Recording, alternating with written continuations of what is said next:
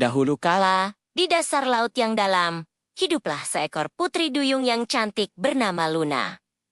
Ia memiliki ekor yang indah dan rambut yang panjang seperti rumput laut. Luna suka berenang-renang di laut dan berteman dengan ikan-ikan kecil. Suatu hari, seorang nelayan muda bernama Arin menemukan Luna yang sedang bernyanyi di dasar laut. Arin terpesona oleh suara Luna yang merdu dan kecantikan putri duyung itu. Ia jatuh cinta pada pandangan pertama. Luna juga merasa tertarik pada Arin. Tetapi ia tahu bahwa mereka berasal dari dunia yang berbeda. Ia tidak ingin meninggalkan keluarganya dan temon-temonnya di laut. Arin dan Luna kemudian bertemu secara dayam-dayum di pantai setiap hari. Mereka berbicara tentang impian dan harapan mereka. Arin berjanji untuk menjaga dan melindungi Luna.